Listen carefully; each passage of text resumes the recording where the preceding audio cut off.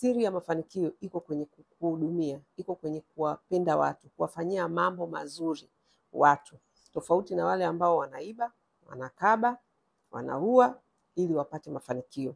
Mungu wetu mfumo aliouweka ni wa kuwapenda watu, yani ni kuwafanyia watu vitu wanavyotaka, ambavyo sio vibaya. Na hapa napenda sana sana kusisitiza kwamba mila zetu na tamaduni zimetufundisha wanawake kupata hela kwa kuwapa wanaume wanachokitaka, ambacho huwa ni ngono. Wanaume wanachotaka kwa wanawake ni ngono, na wanawake wengi wameitumia hiyo kama kitu cha kuwaingizia kipato. Sasa hiyo mbele za Mungu haina baraka. Kitu ambacho tunapaswa kukifanya kwa watu ni kutumia akili, nguvu zetu, kufanya kazi kwa mahitaji ambayo sio ya kingono wala ambayo yanaendana kinyume na mapenzi ya Mungu. So tukija kwenye basic, yani kitu ambacho mwanamke yote wa Kitanzania ana uwezo wa kufanya na ni fursa kwake, ni huduma za kazi za nyumbani: kupika, kufanya usafi, kuangalia watoto.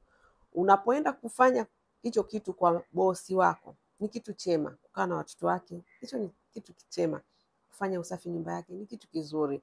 Kumpikia chakula kizuri ni kitu kizuri. Kwa hiyo wewe kwa kujitoa vile, kwa kufanya kwa uaminifu, anakulipa kipato, unapata mshahara, anakubless kwa kukulipa, na wewe ndipo hapo unapoanza kujitengenezea future yako. Unaanza kutafuta kupata mtaji wako, kwa sababu wengi hapa wanakuja kwa ajili ya mitaji, na ni vizuri kabisa, na mimi nasemaga kabisa kwamba hapa ni daraja, ni sehemu ya kuanzia.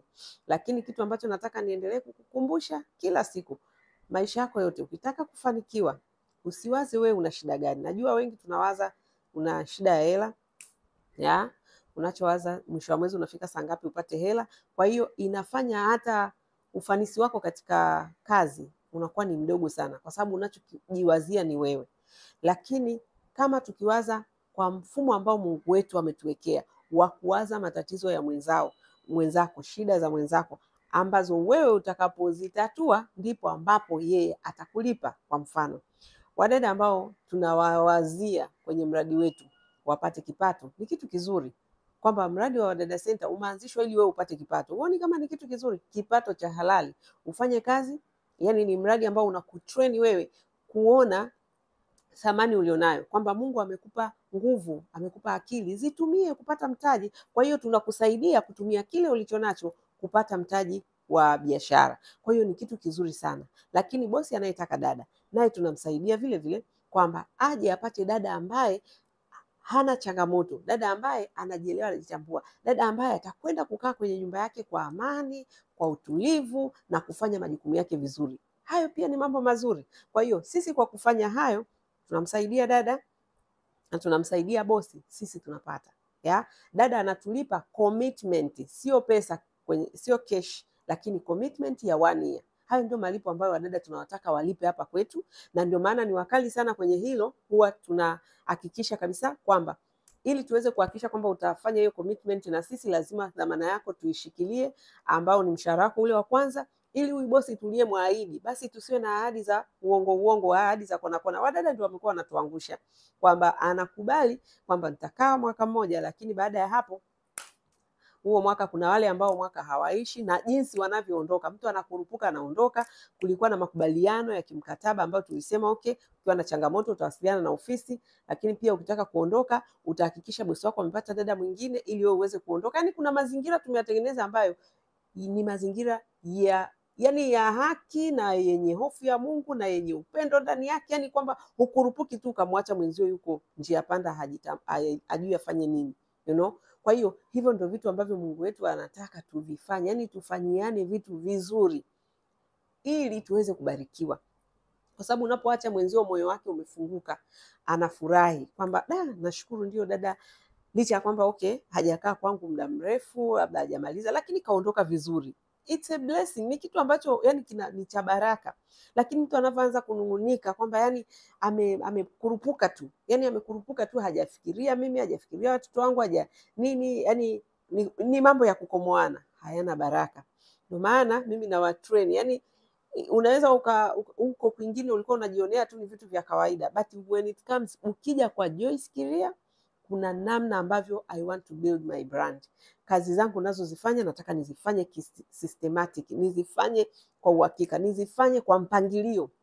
Yaani kuwe na mipango na mipangilio. Kila kitu usidharau, hata kama ni kazi hiyo ya ndani unaifanya. Dada, kuwa kiongozi wa maisha yako, kuwa kiongozi katika kazi yako. Kiongozi sio lazima awe rais au mbunge au waziri. Wewe mwenyewe you can be a leader. Yaani kwamba ni dada ambaye usubiri kukumbushwa, usubiri kukurupushwa, usubiri kusukumwa. Wewe mwenyewe unajua niko hapa nimekuja kufanya kazi, andika vitu vyako kama wewe ni mtu wa kusahau. Asubuhi kuna majukumu haya na haya na haya na haya. Ukiamka unatiki ili bado nalifanya. Yaani unakuwa ni ule mtu kazi zako unavyozipangilia. Hakuna bosi haji kukufuata, haji kupigizana kelele na wewe, haji kukumbusha lolote. Kwa nini huyo bosi asikuheshimu? Kwa nini asikupende? Kwa nini mazingira ya nyumbani ambapo ni ofisini kwako wewe dada na ni nyumbani kwa bosi yasiwe na amani? Wapo wadada kwa kweli wanafanya vizuri sana ambao mabosi waga yani wanatuletea mabosi wengi sana. Huyu dada umemtoa wapi? Anajitambua, anajielewa. Nimemtoa kule kwa Joyce Kiria. Mimi nafurahi kwamba ni wadada ambao wamelelewa vizuri na yale tuliowakochi, kwa sababu malezi mazuri it's number 1 kwamba ni mtu ambaye ana sikio la kusikia, akiambiwa kitu yuko tayari kujirekebisha. Hicho ni kitu kizuri sana, kwa sababu huwezi ukawa unajua kila kitu. Hizi coaching nyingi ambazo naongea na wadada hapa, walio wengi ni kitu ambacho wanajifunza sasa. Na mabadiliko ya kitu chochote, mabadiliko ya mtu huanza na awareness. Kwa hiyo unapopata ile awareness unaibeba vipi? Awareness ni zile taarifa mpya kwamba kumbe kazi inatakiwa kuwa professional. Kuwa professional ni kufanya kazi kwa mipangilio na mipango, sio kukurupuka. Kumbe kuna utaratibu. Nilikuwa nafikiri labda siku tu nikichoka kukaa kwa bosi wangu nabeba mabegi naondoka. Kumbe inabidi niaje. Nitoe taarifa angalau bosi wangu aandaliwe mtu mwingine ili aweze kuletwa. Why hivyo vitu usivifate yani? Why? Sasa hiyo ni kwa sababu ya mtu ambaye hataki mabadiliko katika maisha yake, hataki kukua, hataki kujiboresha. Ndio mtu ambaye atabaki anaendelea kufanya vitu kienyeji Kiswahili, na huwezi kufika kokote. Kwa sababu sio kwa sababu ya maneno yangu, ni kwa sababu Mungu wetu yeye ametuwekea mfumo ambao yani uko automatic. Baraka zinapatikana automatic. Utakapofanya mazuri kwa mtu na Mungu atakufungulia milango. Utakapofanya mabaya na we unafunga. Ndio maana Yesu alisema ametupa funguo, tutakayoyafungua nayo yamefunguliwa mbinguni. Tukifunga na yanafungwa kule. Sio mengine, ni vile unavyomtendea mwenzako. Wewe unavyomfanyia bosi wako jambo la kumkomoa kwa visingizio mbalimbali. Usifikiri ni bosi unamkomoa, unajikomoa mwenyewe, kwa sababu unapotoka hapo huendi kufanikiwa. Huendi popote. Utazunguka na wanda wengine mnarudiji. Wengine mnarudi Wadada Center na mliondoka kwa kuvurunda, na wengine mnawapigia mabosi wenu simu. Bosi huku ile shida imeisha. Kumbe hakuna cha shida. Ulifikiri unaenda kufanikiwa mahali, unaenda kwa sababu ulidanganya, uliongopa. Mungu naye sio Asumani wala Juma wala Abdalla wala nani. Unaenda kule unakutana na mambo yamekwama. Kwa hiyo unaanza tena na nyuma kurudi. Kwani usiwe mkweli wa nafsi yako, ukatengeneza mazingira mazuri, salama, ukamtendea mtu wema ambao Mungu anaona kabisa hujafanya kitu chochote cha kona, then unafungua baraka zako. Kwa hiyo jamani, nitaka tu nisisitize wadada, hizi coaching nazo wafanyia ni za kuwasaidia sio tu kufanikiwa kwenye kazi za nyumbani, lakini kufanikiwa katika maisha yako yote. Yaani naposema kutoka dada wa kazi mpaka CEO, from zero to hero, I mean it. Kwa sababu ni vitu nilivyojifunza, nimevi-experience na nina uhakika navyo, kwa sababu principles zote, kanuni zote ni kanuni za kiBiblia. Na mimi najua neno la Mungu alidanganyi, aliongopi. Kwa hiyo jamani, tuendelee kufanya kazi, tuendelee kuchapa kazi. Mfikirie bosi wako, fikiria mahitaji ambayo yamekuweka hapo.